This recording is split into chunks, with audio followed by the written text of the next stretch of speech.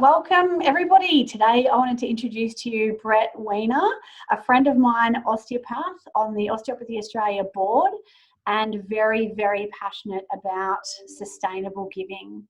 Caring for the Clinician is a program that he's been really passionate about and putting together, and has spent a huge amount of time working on it with a background in Masters in Positive Psychology. He has so much to teach us all, and I could certainly listen to him all day. But I thought this is a great platform to allow you the opportunity to talk about what you're doing, and I guess the great things that you're doing for the health of practitioners and clinics moving forward. So welcome. Thank you so much for having me. So tell us how all this started. I mean, you've been studying since you left osteopathy for a long time, and then obviously you've taken a direction towards sustainable giving. Can you firstly explain what sustainable giving is and why it's important for us? Well, it started within positive psychology. There's a number of different constructs that range from the mindfulness movement, gratitudes, studies in both personal life, organizations. And then one of the other constructs is called pro-social giving or pro-social behavior. And pro-social behavior is ultimately just the act of giving to someone else that's deemed to be beneficial. And I took interest in that just because I know over many years of treating that the more I gave, particularly when I didn't have any sort of buffer or ability to say no to people ultimately, or an act that I just started to waste away, became amotivated and sort of questioned whether I wanted to be in the industry or not. And it was a time when I was looking into ultimately from an organization standpoint, the triple bottom line, which is where, we talk about profit, planet, and people.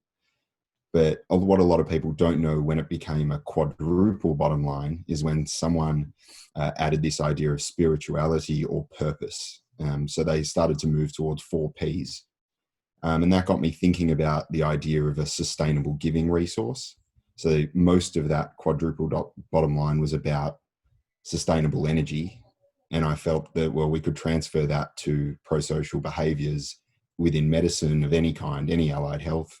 And you say, well, how can you build some ideas and practical behaviors around sustainable giving? So that's sort of where it all came from.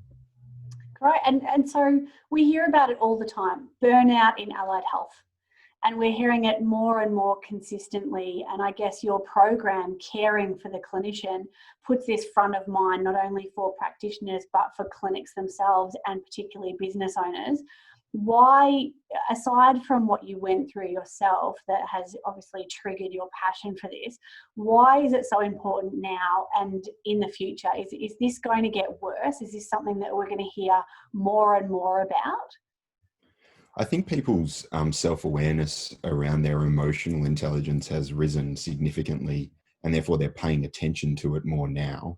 And then, of course, social media and the media, or any sort of medium, is talking about it all day, every day. But although a number of interventions have been proposed over the years to address well-being of medical practitioners, they've mostly been aimed at treating or identifying burnout and depression, rather than promoting clinician well-being. And it's a very different, some people might say, yeah, that's just semantics, but it's a completely different outlook and it's a completely different mindset. So the emphasis on practitioner distress is no different to this preoccupation with treating disease rather than promoting health. And I feel as though that's been the movement in allied health. Everyone's starting to understand that there's this wide spectrum of disease and health. And if you're sitting in the middle, it doesn't make you a healthy individual. There's so much more to grow and thrive on. And I think more people now are concentrating on this aspect where you thrive rather than just sort of sitting in the middle. But I think positive psychology has generated that shift at focus, going away from focusing on disease to focusing on the way we as human beings thrive. And do you think that because it is more front of mind and it is talked about more often, that people lean on it more than they should? Or is this an awareness that we just need to have? I mean, you hear, is it burnout or cop out? There's definitely a place for this, and I'm not taking away from that. But how do you actually define it? And how do we know when we need to intervene? Define burnout, do you mean? Well, I guess that because often if you're at burnout, it's too late. Hmm. So what are some of the triggers and signs that people need to be aware of with reflection? And is there certain tools that we have from your program? If you could give us, say, 3 tips or 4 tips that we should be doing in our clinics and also as individuals that are going to help us not get to that end of the spectrum, so to speak, that keep us healthy in our work and in our mental state. Well, I think along with this idea of burnout or cop out is this common phrase of work-life balance, and I think it's really necessary to talk about. I don't think anyone's wrong for using that phrase, but I don't love it because I think integration is a better phrase. Because if anyone wants to tell me their work life and their personal life at home doesn't get integrated with one another and doesn't impact one another, I think they need to have a good hard look, because it's impossible. So I don't think there's such thing as balance. And therefore, to answer your question, I think that it's essential to have a language around this positive psychology. And I think language, so if you don't have the words to describe how you're feeling to yourself and to whoever you're talking to, then you can't identify it in the first place. So I think building a language and educating around what well-being is, what well-being isn't, and as I agree with you, from a burnout standpoint, it's too late. Yeah. So I think there needs to be this shift from statistics in clinics, from my point of view, are essential. And I challenge people to have non-financial markers for these types of things. Are you having one-on-one conversations? Are you taking feedback from your practitioners, your team, to understand where they're at in their life? And I think if you see any sort of sign of a sliding scale down on motivation, empathy, or energy, whether that is physical energy, cognitive energy, emotional energy, then you need to change something quickly and straight away. There's no point in sitting on your hands and doing nothing about it, because nothing will change. Absolutely. And look, I've been a huge fan of your work, and I've watched it evolve over the last couple of years in particular. And it is a real credit to you. And every time you talk about it, or we see it on forums, or we see this sort of thing come up, your comments are so important and you're so invested in this. So can you tell us more about the sustainable giving modules? Yeah, so I actually didn't answer your question at the very start, which was defining what a sustainable giver is.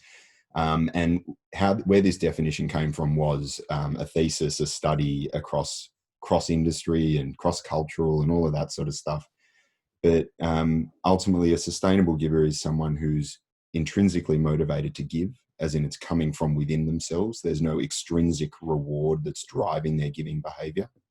It's purposeful, and that you understand why you're actually giving, and whether that's time, so it's a resource, or it's the nature of an act, whatever it might be, that it's productive, that you're giving in a way in which you're competent and that it's going to benefit others and yourself. It's proactive rather than reactive, in that, I think it's around 90% of helping or giving is based on a request of you, rather than a proactive giving that you've driven yourself. And it's been found very clearly that those reactive giving multiple times over days, months, weeks, years is much more risky for this, idea of this sustainable energy and giving, than if you proactively give. And then lastly, it's self-protective. And it comes back to these questions of, can you say no? So the modules is ultimately based on those characteristics of giving. So in regards to the purposeful aspect, you ask, why do you give? And then it's about how do you give, who do you give to, when do you give, and do you have respectful strategies to say no? And the no is what I'm most fascinated with, because I know majority of the allied health practitioners I've whether presented to or spoken to one-on-one or in groups, the amount of guilt for saying no is extreme. And sometimes it's about leaning into that and working out the best strategies, because just because you say no, it doesn't mean you're doing the wrong thing. There are ways to say no and still help as well.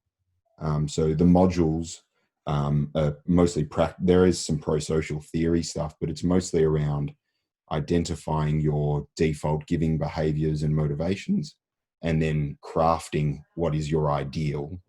It's called giving crafting, and it's about crafting your ideal giving motivations and behaviors.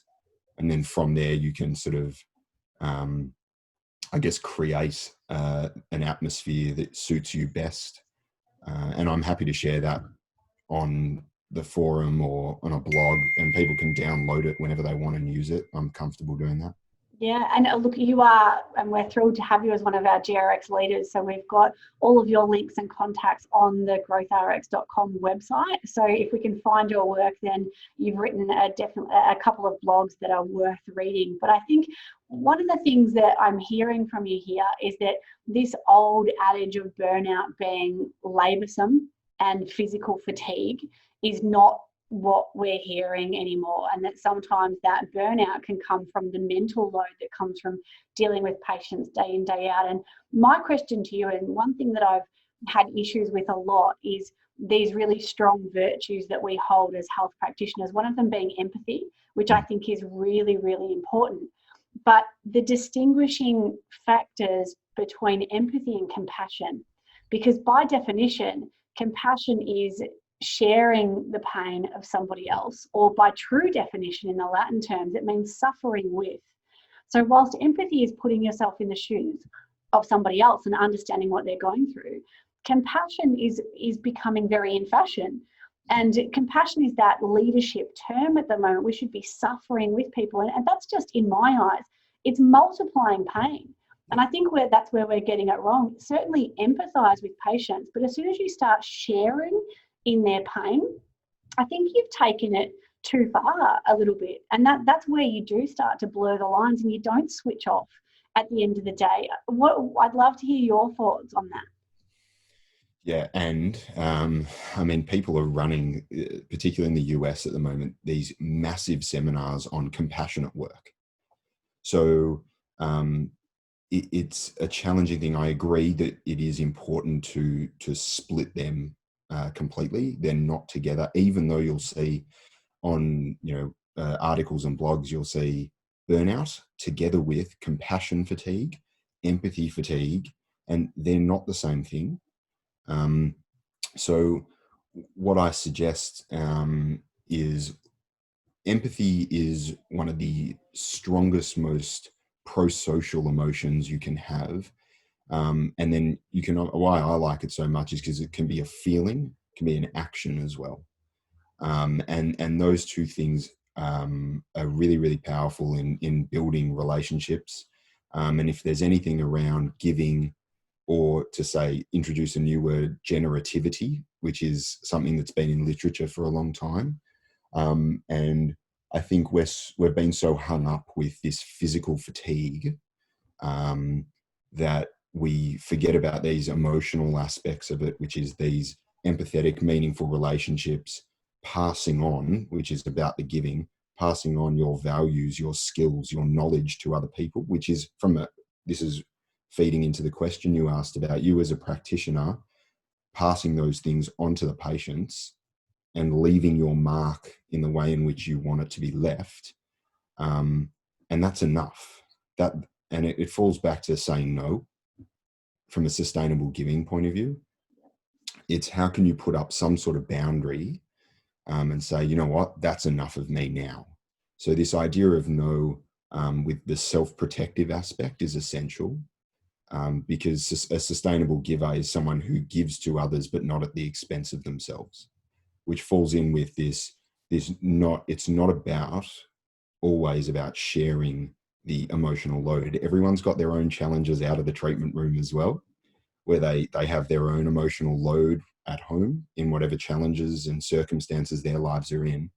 So this self-protective aspect of being a sustainable giver is about leaving it in empathy and not falling into what you're saying about the compassion aspect. Because it is, you'll just go, And so obviously this is something that can be learned through experiences and evolves over time as practitioners. And a lot of, I guess you would say, practitioners who've been in practice for a longer period of time maybe have a handle on this. And these younger generations and the newer graduates at the beginnings of their career, maybe is that what we're seeing, is that they find that inability to say no or to do it on their terms. And how would you recommend teaching that to younger graduates, perhaps when they're first coming out and when they're first starting to be able to, say no? I think it's a really timely question as well, considering the COVID circumstances at the moment, where we know that it's going to be, one, much harder to find a job in the circumstances of most organizations. But also, I think when new grads step into the clinics for the first time, they're going to feel as though they need to go above and beyond at all stages with their time, with their emotion, everything they can give, they're going to give, which I'm not saying is a bad thing, by the way. But I think if hopefully these graduates are stepping into some sort of mentoring relationship, so I actually challenge the mentor to not just look at it from a technical point of view, but add emotional growth to the things you're teaching, and it should become an expectation. It's not a maybe. And I think if you can add that to their mindset, they'll immediately start taking notice of that. It won't be, can I manipulate this joint? Can I rehab this tendon? It's going to be, okay, all of those things are important, but where am I at within this? So if I say no now, how many more times can I say yes in the future? So I don't know. My point of view on mentoring is the mentee needs to be ready to learn as well, and needs to be open-minded to these sort of things. So I challenge the leaders of our businesses to choose your people wisely, and have them open-minded to be ready to learn and act on these sort of things as well. And that is the power of leadership, is we learn through mirroring, observation, and just human behavior. And if you do take on that role, it's such a valuable role, and you need to understand how powerful that actually is. And I think that is the importance of leadership here, and being that role model and passing that on. I mean, leadership, it is so important, isn't it? What's your take on that? From the leader? Yeah. Well, I mean, I think particularly in these COVID times, I can only speak from our personal experience. I mean, we've considered the situation, and I think we will continue to do this ongoing, is there's a range of different spectrums that people are moving on every single day, depending on just where they're at with the COVID situation in their work and personal life. But these spectrums I speak of, social spectrums, psychological spectrums, physical spectrums, organizational spectrums. And I just think regardless of where you as a leader are at, or your mentee is at, it's probably just wise to meet them where they're at, and start there, and then build them to, and just because you as a leader think you know where they want to go, don't assume. I think it's really important to dive exceptionally deep into conversation with them early on, and so you understand what are their actual goals and objectives. Because if you're taking them down a path they don't want to go, then the motivation will leave them pretty damn quick. So I'd challenge all of our leaders to have those deep conversations early on. And I think it's about reminding people about the common ground. Our common ground as health professionals is to help people. And helping is often enough. And I think we confuse that between fixing people. And if we're not fixing people, then somehow we feel like we're failing them. And then the roll-on effect of that. That's where mentors come in, and that's where the importance of perspective and reflection is to not leave it 3 months or 6 months into your first year of practice, but to constantly be reflecting on our patients, our patient outcomes, our emotions, our empathy towards those patients, and doing that constantly. And then maybe introducing modules like what you've done, where you've actually got the science and the evidence to support what people are actually feeling. And I think that's why your work is so important. Is it's not just opinions. It's not just you saying, hey, this is what I think and this is what my fears for the future are. You've heavily backed it with years of research, and that's why I think it's really important to hear your story and to see your work. I think it's kind, but I'd be, it's impossible not to put some of my own biases in here as well. But I think not knowing that some of my own self is in there is as long as you put your hand up and say, yeah, I've probably done a bit of that. So, but I think this idea of these intrinsic motivations that drive our behavior, if you are given the ability to intrinsically give and sustainably give over a long period of time, it's autonomous, it's self-determined, and it's connected with this sort of pleasure-based feeling of wanting to help. Whilst if you feel like you are extrinsically motivated, it's caused by this sort of outward force of pressure. And that pressure-based feeling will take you down that rabbit hole of not just physical exhaustion like we've spoken about, but the emotional and cognitive exhaustion, the lack of achievement that you should feel when you're helping other people. And I'll challenge people that some of the literature, and it's in the main module, it speaks about egoistic giving versus altruistic giving. And I'm not a big fan of saying you're one or the other, because I think you can be both. I think, and it's based on the empathy hypothesis, which is just saying, just because you give to someone and it helps them, it doesn't mean you can't feel good about it as well. And it's this concept of a helper's high, and they use that term in the science.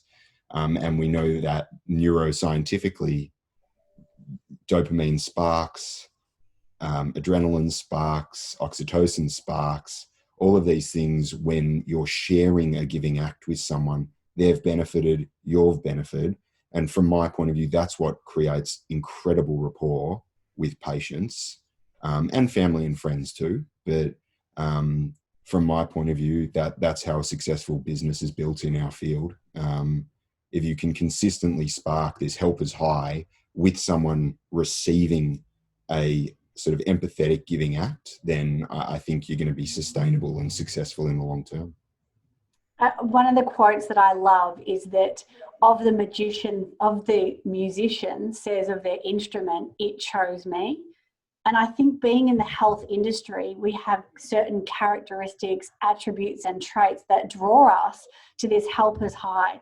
And we get that by doing what we do all day, every day. And it's why we keep coming back to it. But understanding the constant need to be giving all the time without that clear line in the sand, and knowing that you can say no, is where people start to fall down. And I think, in conclusion, that's kind of what you're saying, is just talking about this more and having this awareness from early on in your career, and even after 20 years in practice, when you do start to feel that compassionate fatigue, that we just need that reflection, and even to talk to our peers, to do certain courses and those sorts of things, and that it's actually okay to not be okay, which again is thrown around so much in fashion at the moment, but it's really, really true, isn't it? It's, the greatest tool we have for growth is reflection.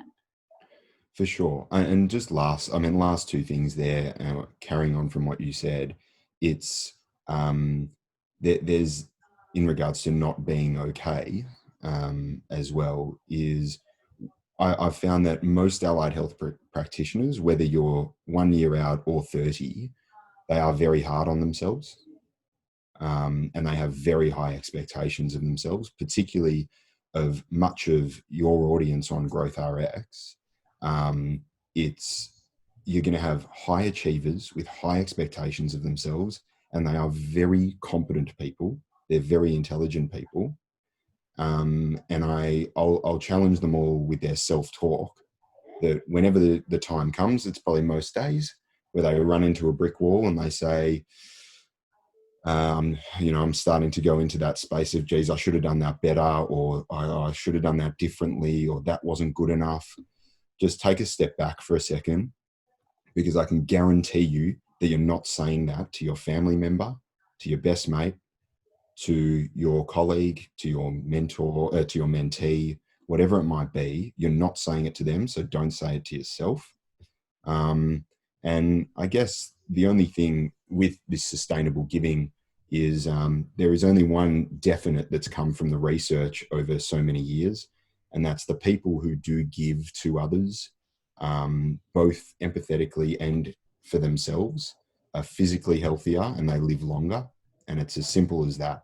The connections with others that we create from giving in our community sort of carry us into late life and beyond, with this purpose and productivity and meaning and overall well-being and health. So that's the irrefutable piece out of all the evidence that I ever searched and that continue to read.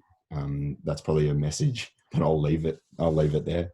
Yeah, and what an awesome way to end. And just to hopefully that this conversation triggers discussion, also highlights your work. I think we do need to be talking about this stuff more often and admitting to ourselves that sometimes we are going to get tired and we can't constantly give all the time, and that saying no is actually a really powerful tool in itself.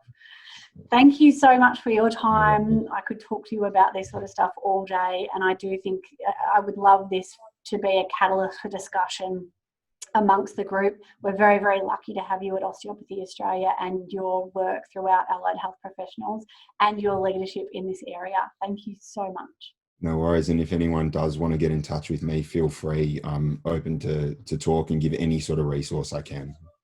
Thank you. Thanks, Bret. Cheers.